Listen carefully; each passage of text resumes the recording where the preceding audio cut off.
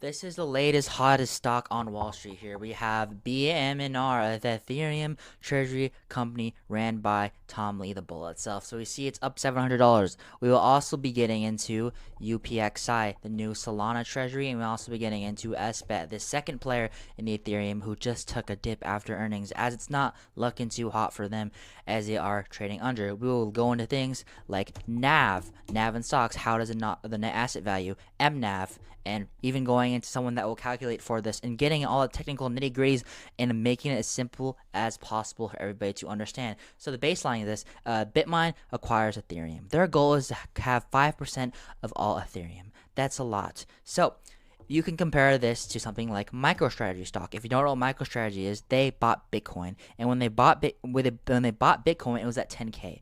Basically, what they did is they bought Bitcoin, which turned them into a treasury. They were originally a company. What happens with these companies? They say, hey, something's not working out. We're gonna become a treasury company. This was the first of its kind. We sell everything we ever own and we buy into Bitcoin over time. Buy Bitcoin. And since Bitcoin's price has gone up so much in the 5 years, they have gone up even more in turn, basically 2 to 3x the prices. Well, that increases our downside risk. So one of the main things you have to note with these is how do they actually keep making money? So of course we know we have the announcement here when they first started to become a treasury company. So, but how are they going to keep making? Where are they getting this money from? Because since they don't have any fundamentals for the company, they can't make money over time. So, well, number one, we got people backing, but there's two ways: dilution and new investors coming in the market. So, number one, you have people like Kathy Woods. Yeah, no, Kathy Woods is she's ARK Invest. She's a CEO of ARK Invest, and she was early on Tesla. Pretty controversial for her. But we also have Peter Thiel, which was the CEO of PayPal. He's also in and also newest bullish IPO. He was really early on Bitcoin too. And of course, the most famous, Tom Lee. Why does management matter? Management is what's moved these stock. Just like Michael Burry with Bitmine, this is very important for this. So, well, let's tell you how this works. So, of course, you see this original spike up here, this insane volume, because this is when they announce it. This happens for everything. If there's a new Ethereum treasury company, traders instantly hop into this, boom, because they love this volatility here. It went up because obviously the news. Over time, we see it's going back to its actual fair value. And here, even though it went up about 40% in this month, it's actually a lot more fair value than it was in the 6 month, if we can see here when they first announced it. So, this company you see went up about, I'm going to say 100% since it hit its fair value here. So how do we calculate its fair value? So that's where we get into the MNAV. Briscoe Bobby here has nice calculations for us during an MNAV. Well, basically, this is old MNAV, but I'm not logged in on here. Basically, what he does is the MNAV right here. So what is MNAV? So basically, this is their stock price. So let's say their stock price is $2. Let's say stock price is $2, right? Stock price $2, and every single Ethereum, they only hold Ethereum. That's their only asset. So they own one. Their stock price in Ethereum is worth $1. So they own $1 worth of Ethereum, but their stock price is worth $2. Well, and that would be the MNAV right here. Their NAV would be 2. He doesn't have regular NAV on here at the beginning, but basically when you risk on Bobby, what he does, he calculates NAV and MNAV. Why is this important? Because as we see, some companies' MNAVs are not under this. That means their Ethereum is worth more than their actual company if their NAV and MNAV is under 1. So a higher MNAV would mean they're particularly overvalued. So their MNAV is 0.8. So since the company, you're gonna think since the MNAV was 0.8 along all this time ago on July 28th, the MNAV should have gone higher, right? Well, no, because the underlying asset, Ethereum price, has also skyrocketed in the last month. You see 30% just this last month, and also 69% the last year. So like I said, back into the question. So how do they? So once we get this introduced, once Kathy Woods, once Peter Thiel, once Tom Lee, and all these billionaires are getting this, once they don't have any money, how are you gonna make money? Well, it's something we call share dilution. Share dilution is a simple idea of like splitting shares to make your share less valuable. Well, making it less valuable, wouldn't that be a bad thing, basically? So, well, once we get in the share dilution here, the equity or stock dilution decrease ownership. So say you own $1 of the stock, boom, and then they want to make new shares. So then they turn your $1 in stock is now worth 0.9 0.9 stock, and they used that other 0.1 they got to issue new shares. But the thing is, this doesn't have a negative downside, because what do they use that? They use that to buy more Ethereum. So realistically, the price of the value of the company isn't going down. It might even go up if you're a believer in the future of Ethereum prices. So underlying asset here, we're getting the technicals. Nobody really talks about. YouTubers are coming out and saying buy BMNR, but not exactly telling you why. Well, this is because of the institutional adoption of Ethereum. The main reason, there's a lot of crypto investors and there's a lot of long-term investors. So I'm going to give you my unbiased take in between the lines of both of them of why this has run up. So of course, there is such thing as a crypto cycle where people say once Ethereum runs, all the altcoins are going to follow suit and so on, along with Bitcoin and other things. But the thing is, there's a little dilemma right here. If this is actually a real this is the real altcoin, if it's a real altcoin season, or it's fake. Why is they thinking about this? It's because the reason it's ran up so much is because of institutional adoption, not just because of a cycle, because of other factors. Number one factor, the new Ethereum ETFs have been gaining a lot of traction, even more buys than Bitcoin as of recently. Number two, adoption of stablecoins. What are stablecoins? Well, basically, all you need to know is Ethereum is the biggest, second largest market cap of all crypto, making it, i.e., the second safest out of all of them. The larger the market cap in the crypto, usually the safer it's going to be, because the larger it is, the more adoption. Adoption is the reason why gold is valuable. Gold is not valuable at where it's at. Gold is not valuable at where it's at. Why is gold valuable? You could say, one, it's rare, and two, it has good use cases. Well, something else like platinum is rarer than gold, has better use cases than gold, and yet it hasn't gone up as much as gold. Why? Because gold is a store of currency. And it is backed by the government as a store of currency. It's like that. It's used as a basically backed by the government. That's exactly why it's worth good. That's exactly why it's worth as much as it is, and why it's number one right now, because it's rarity. If Ethereum and crypto work exactly the same, it's basically digital gold and digital silver, basically. So what are we working with here? So why has this gone up? Like I said, stablecoins. So when you have your credit card, you have your debit cards, your credit, and you got your debit cards. You have your credit and your debit cards. These two different cards here that you use to buy purchases, mostly owned by MasterCard and by Visa. MasterCard and Visa. What they do is whenever you buy something, we buy things every day. It's impossible not to buy stuff. They make a percentage of the fees. They charge the business fees when you use your Visa or MasterCard. Basically, what a stablecoin will do, it will take away that fees. That's why DeFi is the number one thing for Ethereum. DeFi, decentralized.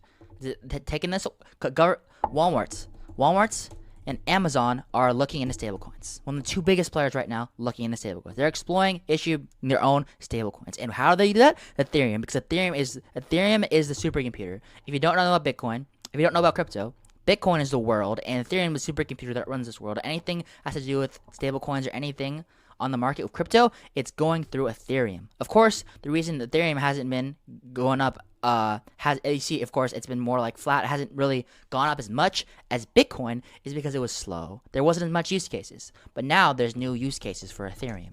So let's look at the current price action right here. 5 years. We can see 5 years ago that Ethereum was up at its highs, and it recently just touched its highs and went back down. So let's see, 4.7, and now it's at 4.4, 4.5 right now. So why is this good for us? Well, of course, if you look at Bitcoin's 5 years, we will see that Bitcoin has drastically improved while Ethereum hasn't, because when Ethereum and crypto were older, technically newer, there was a price correlation between Ethereum and Bitcoin. Whenever Bitcoin moved, Ethereum moved, and whenever Ethereum moved, Bitcoin moved. But of course, it broke out of that once NFTs stopped being popular and there was no real use cases for Ethereum, and it was slower than all its competitors. Well, what are its use cases now? You got stablecoins, and now it's being adopted by the government. And of course, we have this guy, the guy in office right now. Whenever you love him or hate him, he's in office, and he is a lot more lenient than a Kamala or Joe Biden would be towards crypto. He just passed the Genius Act, which basically will is more. The Stablecoin Act will basically allow these companies to put stablecoins and experiment with this in the public space, which will, i.e., then push up Ethereum, which will then push up Bitmine. So what else is there? He also put 401ks in crypto. So basically, he signed executive order will allow alternative assets, including cryptocurrencies, into a 401k. Well, what kind of cryptos? Cryptos that are already established in ETFs. XRP doesn't have an ETF. Solana doesn't have an ETF. BNB doesn't have an ETF. The biggest two, Bitcoin and Ethereum have their own spot ETFs passed right now with the government regulation. Those are the main two that will be going in 401ks. 401ks is huge. Everybody, regardless if they are a stock market investor, regardless if they have a Roth IRA or investment accounts, they have a 401k or some sort of retirement account, which is going to automatically put money inside these cryptocurrencies over time, which is already a bullish case for Bitcoin. And of course, Bitcoin is up from its 5-year, and Ethereum, if we go back to the chart, Ethereum price is not. That's basically the use case. That's why Tom Lee's bullish on this. Basically started this. It was touching point at this nice little line right here. Headed back to the prior resistance, touch point, broke out, and now it's trying to break out right here, the 5-year, but then it just basically dropped back down. What we love to see here is a dip right back to 4K and a bounce back up. That would be amazing buy opportunity to BMR. Of course, we had no new PPI data, of course, which pushed us lower. So you're saying this has ran up so much. Of course, this is unrealistic, but this is where the price is hovering at. This is actually, I think we're still early on this. Of course, it would have been nice if we did get in at this 33. We would have made 50% basically already, but we didn't get in, and that's the reality of it. So, of course, I was getting to other things, but if we are going to be FOMOing, I don't care what this child says. I found about this, and I'm going to put all my money into it. This is not financial advice, but if from what I'm doing specifically for this, if you're going to allocate a specific amount of money to this, say you want to put $2,000 towards this on the lower end. I'm putting way more, of course, my own money in this. So, and I'm saying it was a little dip right here. Of course, you want to buy this right now. This is a good place to get in. Monday and Tuesday are the best volume trading days in the year. So basically what I'm doing is saying, hey, I have 2K. For me, I'll say 20K. I'm going to put in half of it now because I believe I'm bullish on Ethereum and I'm bullish on BMNR. So basically what happened is I have a 10K in there and 10K out. Let's say I put 20K in the S&P 500. That's going to, maybe that gets me 8 more % at the end of the year. But that 10K I put into BMR potentially get me 50 to 100. Let's say in the high, not X, 50% to 100% in the next year. That's awesome. That's going to outweigh the 20% I put in, the 20K I put inside the S&P 500 if this ends up working out for us. So, but on the lower end, if I put in all 20K and it takes a massive dip as soon as I do it back to its actual fair value, then I'll be out and I couldn't buy anymore. But let's say it takes a dip with my 10K. Let's say as soon as I buy it, it dips under my buy price. I can use the other 10K I have to slowly buy. I put a 100 now, and then I put another 100, another 100, and it goes back up. It goes back up my buy price, so I'm up 10%. But then it dips another 30%. It dips because this is very volatile. It moves an average 10% a day from what I'm looking. Another 30% loss. The 30%. I'm sorry, I'm slow. 30% dip. Boom. We'll only have another. You can use all of this or half of this to buy the dip. So your average buy price, if it dipped by 30%, your average buy price will go from 56 to, and you bought. Let's say you bought it. Let's say you bought 40. Let's make it easier. It's at 60, and you bought at 40. Your average buy price would go to 50. So you have downside protection, and ample upside, of course. But the thing is, this isn't all sunshine and rainbows. A bunch of different treasury. This is hot in the market. Treasury companies are coming out now. You have Mara. You have UPXI. You have SBET. SBET is the second place player to Ethereum right now. This isn't only this. No one talks about SBET, especially because this is the second place player right now. Why is this not working out? Because if you didn't know, these two companies go hand in hand together. They both benefit Ethereum. SBET is accumulating slower. On their side, they have the CEO. They have one of the co-creators of Ethereum on their side. And they also have BlackRock executives that came over specific for Ethereum. If you don't know, BlackRock, guys, is a massive private equity corporation which basically controls a lot of companies. SBET has been doing good. Why is this? They're slowing down. There's no transparency.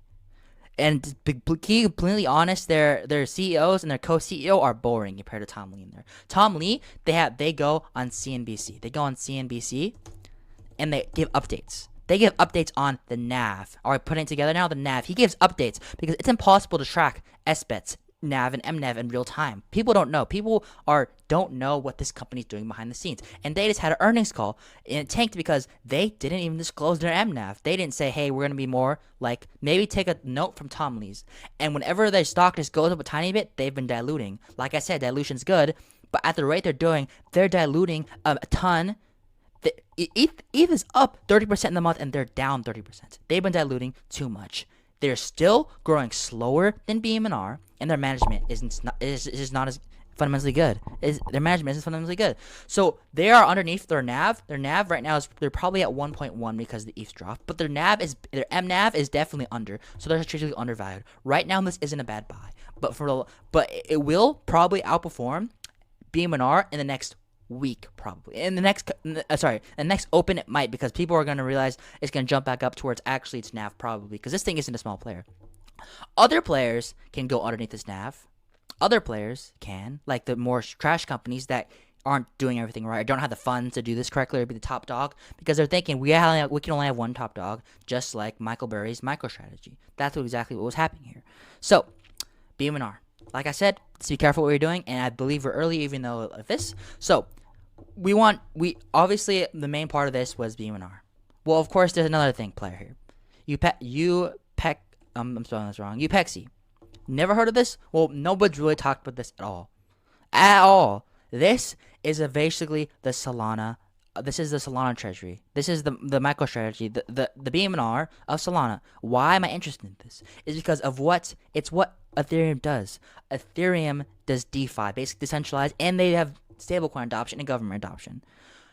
Solana, on the other hand, Solana does the exact same thing but faster. They're more centralized, less decentralized, which is not good. But they have a little bit more. They're smaller. They're not as backed by the government. They have an issue. They're trying to pass their ETF, and the number one thing, they might get marked as a security. Why is that an issue? Well, because securities have have more regulations than a commodity. A commodity is something tradable like corn or Bitcoin. The reason Bitcoin and ETH are up to that scale and why XRP is jumping, the reason why XRP made this huge jump is because, let me see if I can actually find it.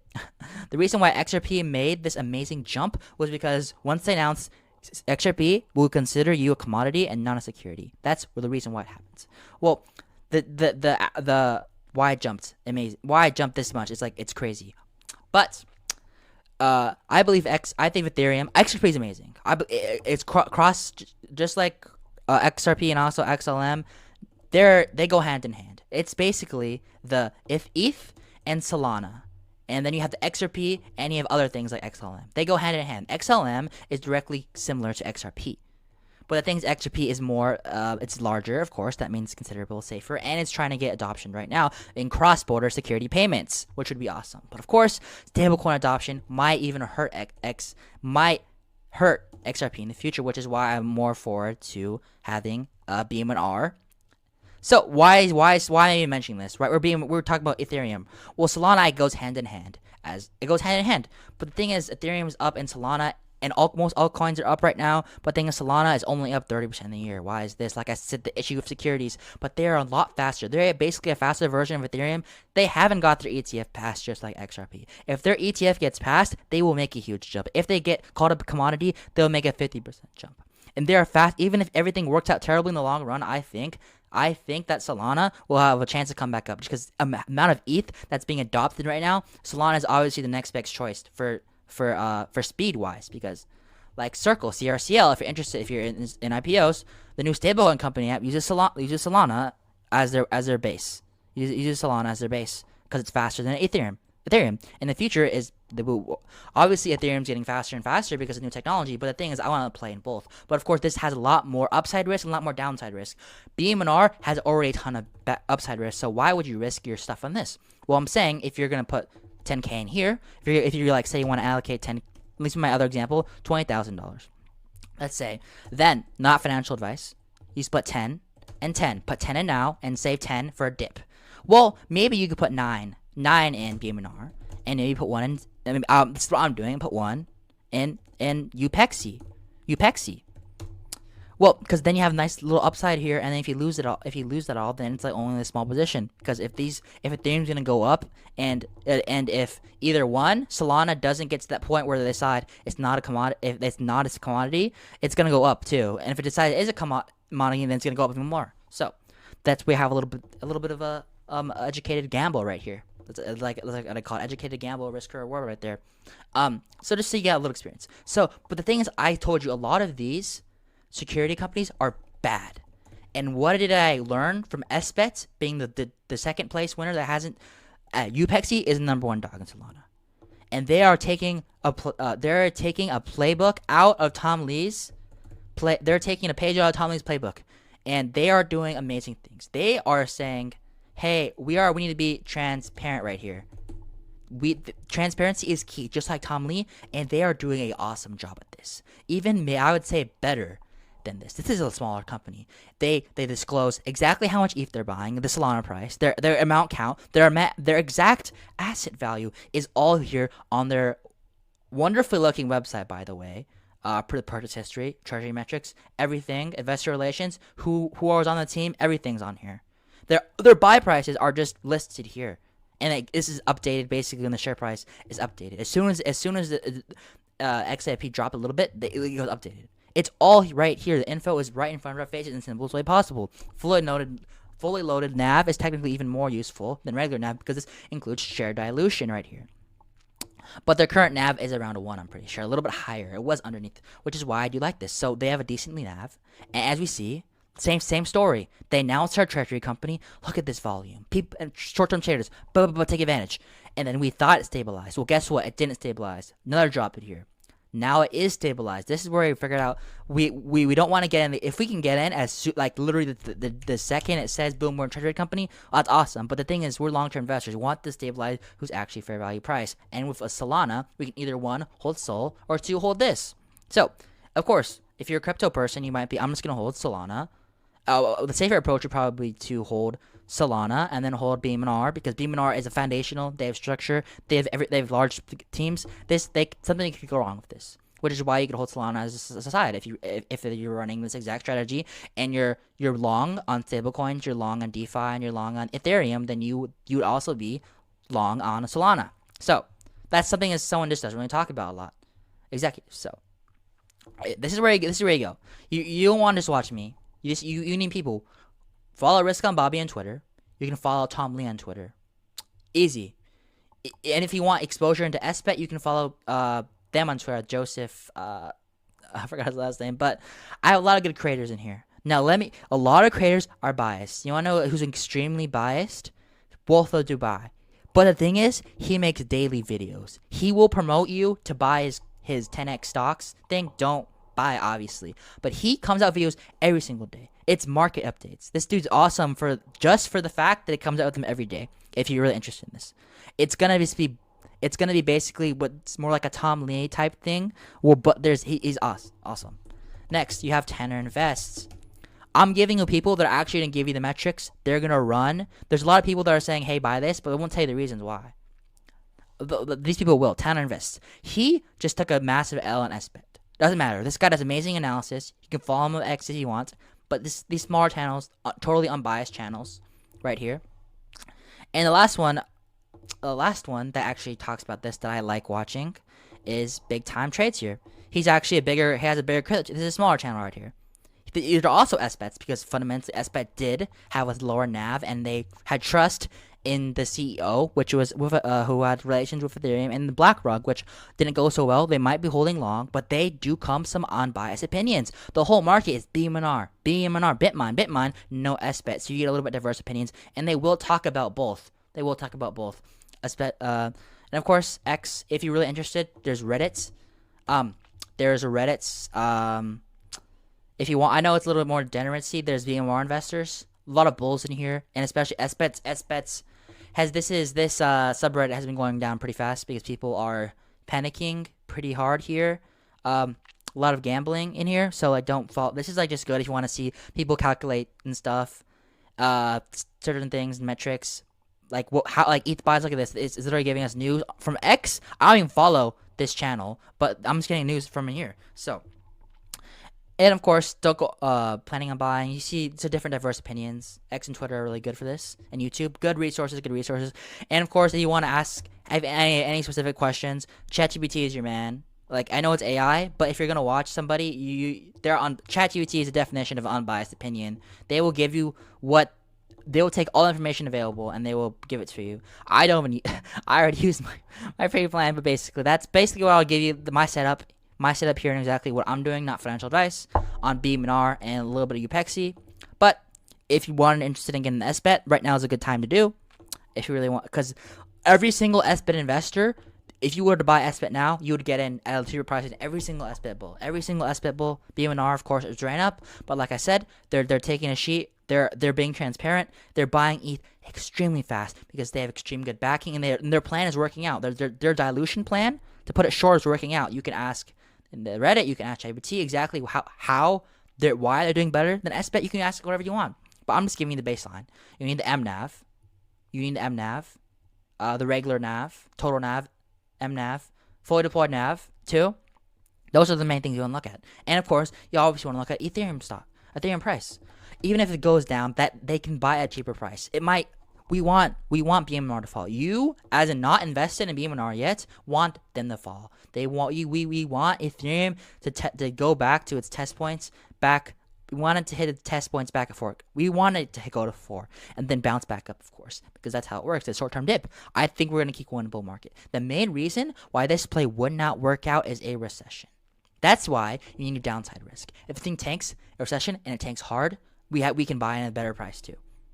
But if the thing tanks, if this thing dips, it's going to be a short-term dip. If the economy is still going strong, it's going to be a short-term dip. And obviously, there's a lot of bullish price targets.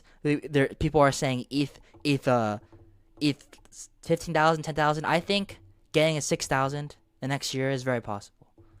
Honestly, I think a realistic price point would be 6. A little bit under 6 would be nice. And of course, short-term, another reason why BMNR has been doing so much better is because they've been accumulating super fast, and they still have a ton of undeployed cash. This one isn't up to date because I have it on my phone, but basically their NAV is like 1.6, and their MNAV is like 1.2. It's insane how much cash they have on hand. And they're buying at a super fast rate where they bought all of it. They bought at a cheaper price, and Ethereum is pumping up. SBET was first. SBET was first before BMNR, and their price in ETH is extremely lower than what BMNR did. That's why all these people doing fundamental analysis were saying BMNR, and all the FOMOs were like, all the fundamental investors were like SBET, and all the YOLO investors are like BMNR. But the thing is, one of these companies is going to run. It's going to be BMNR. And I'd rather take the company with momentum, that has good sentiment around it, and has the volume. So, basically, that's my plan. And of course, if you like this video, go ahead, like, and subscribe. I will keep updating this. I also do IPOs, and I love long-term investing. This is something I do on the side to boost my overall portfolio, but I'm majority a long-term investor. But of course, I don't let opportunities like this pass me whenever I do. So, I'm obviously not going to let this pass me. So, have a nice day, guys, and stay safe when investing. It's not financial advice.